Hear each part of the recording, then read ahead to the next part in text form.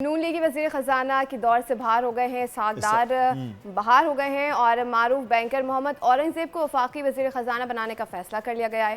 ذرائع کے مطابق وزیر خزانہ کے لیے محمد اورنگزیب کا نام کا اعلان بھی جلد کیا جائے گا۔ ہمارے ساتھ موجود ہیں علی گوہر بلوچ صاحب، پاکستان مسلم نون کے رہنما ہیں، اور ایک بڑا چینج ہے، اس پہ ہم بات کرتے ہیں۔ وزارت خزانہ کے لیے ساغدار کی بجائے محمد اورنگزیب کا انتخاب، تو علی گوہر صاحب اس بات کا ثبوت ہے کہ حکومت اس بار معیشت کو لے کر کس حد تک سنجیدہ ہے، میرٹ کو سب سے اوپر رکھا ہے، لیکن یہی میرٹ ہمیں محمد خان اچکزئی کی اپیل کے باوجود پارلیمان میں کیوں دکھائی نہیں دے رہا ہے؟ کیوں ایک جماعت کو اس کی مخصوص نشستوں سے محروم رکھا گیا؟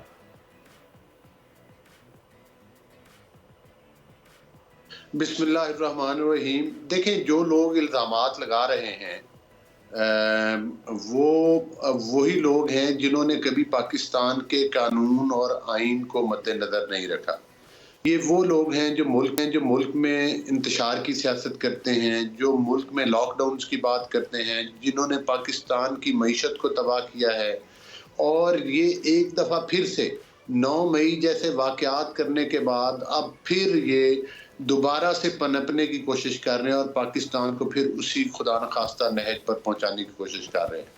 یہ الگ بات ہے کہ اب ان کے عزائم کامیاب نہیں ہوں گے۔ پہلی بات تو یہ ہے کہ جو مخصوص نشستیں ہیں وہ پی ایم ایل این یا حکومت نے نہیں دینی، وہ الیکشن کمیشن نے دینی ہے، اور الیکشن کمیشن میں آج ہیئرنگ تھی جس میں کہ الیکشن کمیشن نے مخصوص نشستیں دینے کا فیصلہ ان کے خلاف کیا۔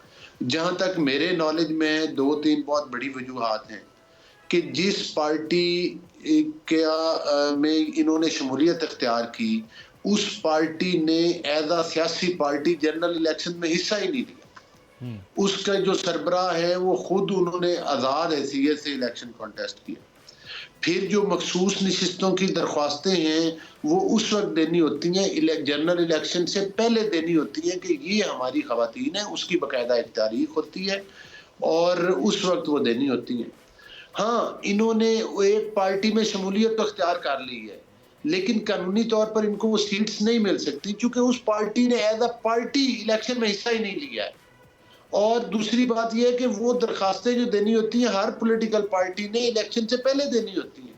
ایک قانونی پروسیجر ہے جس پر ایک پاکستان کے آئینی ادارے نے فیصلہ دیا ہے۔ کوئی قانون اور آئین جو ہے وہ کوئی ان کے گھر کی لونڈی تو نہیں ہے کہ جہاں سے مرضی کام سے پکڑ کے جو مرضی کام کروا لیں۔ بھائی، یہ قانون اور آئین کی بات ہے، ایک آئینی ادارے نے فیصلہ کیا ہے۔ آپ اسمبلی میں تقریر کرتے ہیں، آپ باہر جا کر میڈیا ٹرائل کرتے ہیں، اداروں کا جا کر بارے میں ہردہ سرائی کرتے ہیں۔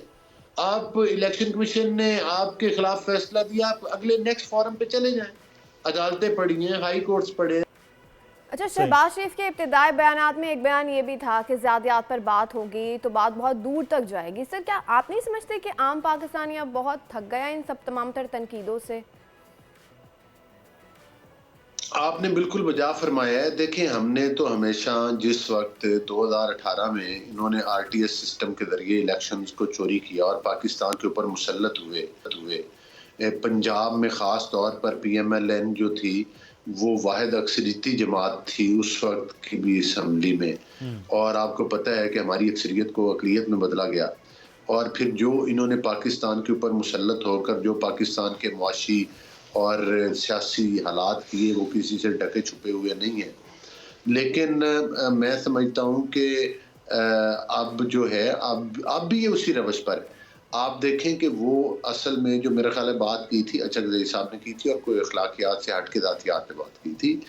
ظاہر ہے ایک آدمی کا ٹیمپرامنٹ ہوتا ہے، تو شہباز صاحب نے ان کو وارن کیا، پرائم منسٹر صاحب نے، کہ بھائی آپ ذاتیات پر نہ جائیں، آپ جو مرضی بات کہیں، لیکن کسی کی ذاتیات کے اوپر اٹیک کرنا تو انتہائی غیر مناسب بات ہے، وہ کسی کو بھی نہیں کرنا چاہیے۔ اور انہوں نے ان کو صرف ان کی توجہ دلائی کہ آپ اس طرح نہ کریں گے، اگر وہ کریں گے تو پھر کل کو ظاہر ہے کہ اب یہ تو نہیں ہے کہ یہ لوگوں کو پتھر مارتے رہیں، گالیاں دیتے رہیں اور یہ توقع کریں کہ آگے سے جواب نہیں ملے گا، تو وہ تو پھر ظاہر ہے ایک برداشت کی حد ہوتی ہے.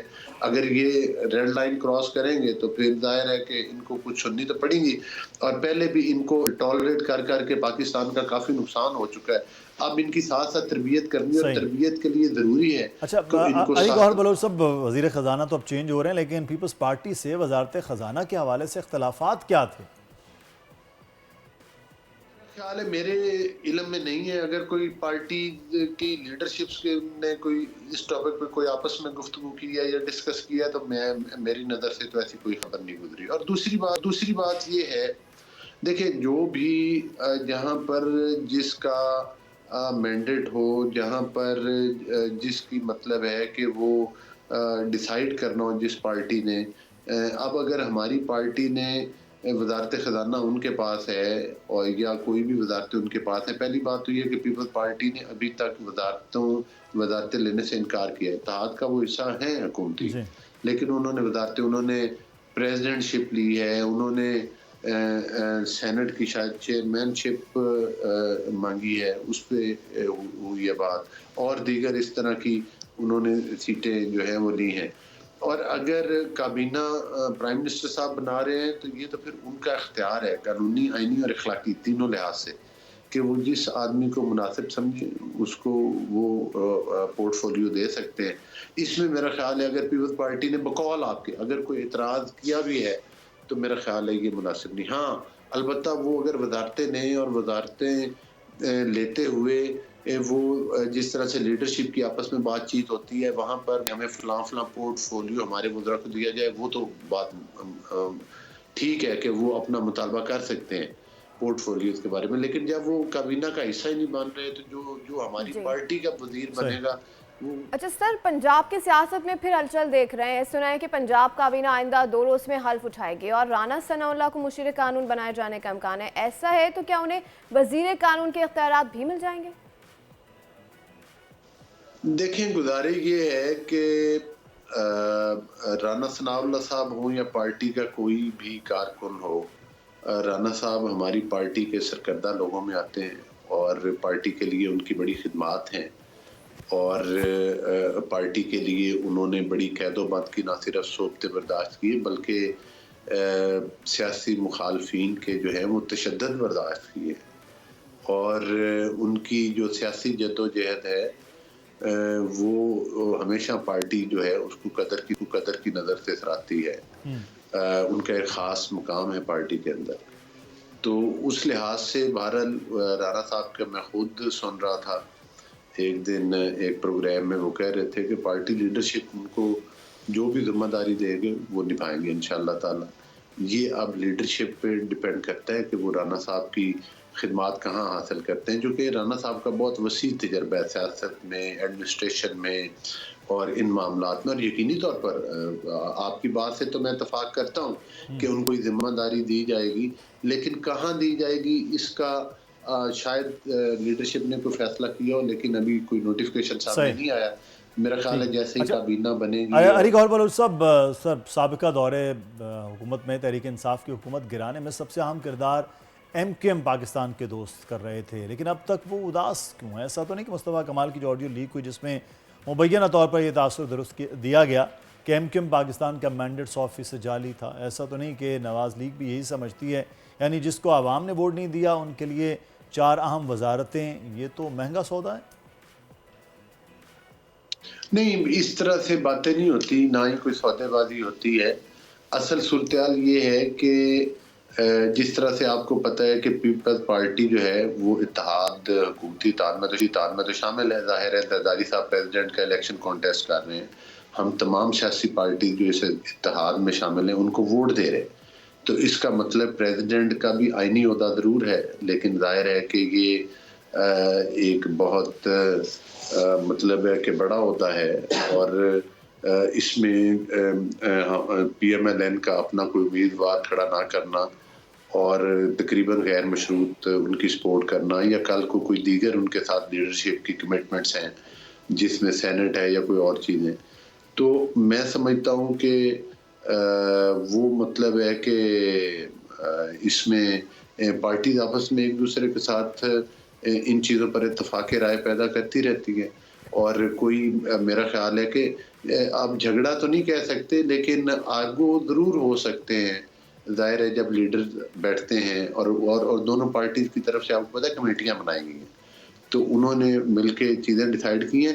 جب بندہ ساتھ ساتھ چلتا ہے تو وہ تو روز کوئی نہ کوئی ایسی باتیں ہوتی ہیں جن پر کسی پر تنقید، کسی کے اوپر مشاورت کا عمل، کسی کے اوپر یہ بحث کہ وہ ان کی پارٹی، چونکہ ہر پارٹی کا ایک اپنا وجود ہے، اپنی وہ رائے رکھتے ہیں اور اس کا ہر پولیٹیکل پارٹی کو اس کا حق حاصل ہے. تو اگر وہ کوئی چیز اس قسم کا ان کے مطالبات ہوں گے جس طرح سے کہ آپ نے کہا ایم کیو ایم، ہو سکتا ہے کہ کابینہ جو ہے وہ اگر چھوٹی رکھی جائے، اس کا سائز بہت بڑا نہ بڑھایا جائے، تو پھر ظاہر ہے کہ پی ایم ایل این کو کے بھی کم وزیر ہوں گے، پھر اس لحاظ سے ایم کیو ایم کے بھی کم ہو جائیں گے. علی گوہر صاحب، پی ڈی ایم حکومت کے 16 ماہ کے تقریباً 1 سال پہلے سے پاکستانی سیاست میں استحکام نہیں تھا، یہ بات سب کو پتہ ہے. اس وقت اسمبلی کے ایک اجلاس کے دونوں ہی صورتحال بتا رہی ہیں کہ آپ کو بہت ٹف ٹائم اپوزیشن کا سامنا کرنا ہوگا. آپ کی سیاسی بصیرت کیا کہتی ہے اس معاملے میں؟ نہیں، میں دیکھیں اپوزیشن کے مضبوط یا کمزور ہونے کا سوال نہیں، بات ہے اصول کی. اپوزیشن اگر اپنا مثبت کردار ادا کرے گی تو میں سمجھتا ہوں کہ وہ حکومت کی اصلاح ہوگی، اور جس طرح سے حکومتوں کا کردار ہے، اپوزیشن کا اپنا کردار ہے. جس طرح سے آپ نے دیکھا کہ 2018 کے الیکشن کے بعد جس وقت ہمارا مینڈیٹ چرایا گیا تھا، اس کے باوجود ہم نے باحثیت اپوزیشن اسمبلی کے اندر، آئینی اداروں کے اندر، سڑکوں پر ایک مطلب پروٹیسٹ کی شکل میں اور پرامن پروٹیسٹ کی شکل میں اور مختلف تحریک بھی چلائی، لیکن ہم نے کبھی بھی کوئی گملہ نہیں توڑا، کوئی پاکستان کے املاک کو نقصان نہیں پہنچایا، کوئی لاک ڈاؤنز کی سیاست نہیں کی، کوئی مطلب ہے کہ وہ اقدام نہیں اٹھائے جس سے پاکستان کی عوام کو پریشان کیا جائے، جس طرح سے پاکستان میں کوئی سیاسی یا قانونی بحران پیدا کرنے کی کوشش کی جائے، کوئی تقاریر کے ذریعے ملک میں آگ لگا دو، جلا دو، انتشار پھیلانے کی کوشش کی ہو. اگر وہ باحثیت اپوزیشن کوئی ان کی مثبت تنقید ہوگی اور ان کی اچھے مشورے دیں گے تو یقیناً ان کو سنجیدہ لیا جائے گا.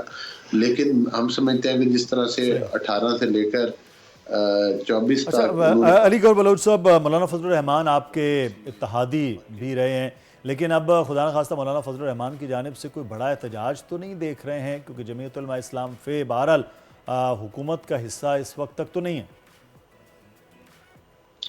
دیکھیں، مولانا صاحب ہمارے رہے ہیں اتحادی بھی حکومت میں، اور میں ان کی ذات سے تو بڑا امپریس ہوں کہ وہ انتہائی مہذب شخصیت ہیں، اور ان کا سیاسی جدوجہد ان کی بھی قابل تحسین ہے. لیکن ظاہر ہے کہ اگر وہ کوئی پروٹیسٹ کرنا چاہتے ہیں تو اس کے بارے میں تو آپ ان کا کوئی ممبر ہی آپ کو بتا سکتا ہے یا وہ خود بتا سکتے ہیں. تو میں تو رائے نہیں دے سکتا کہ وہ کر رہے ہیں یا نہیں کر رہے. میں کہ آپ کو کہوں وہ کر رہے ہیں، وہ کہ ہم نہیں کر رہے.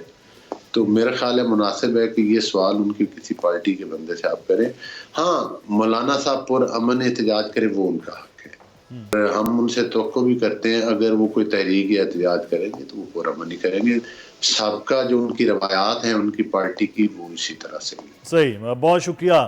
علی گوہر بلوچ صاحب پاکستان مسلم نون کے رہنما ہمارے ساتھ موجود تھے، اور اب دیکھنا یہ کہ حکومت کے لیے جو چیلنجز ہیں ان چیلنجز سے کس طرح سے وہ نمٹ سکتے ہیں، ایوان سے اندر بھی اور ایوان کے باہر بھی.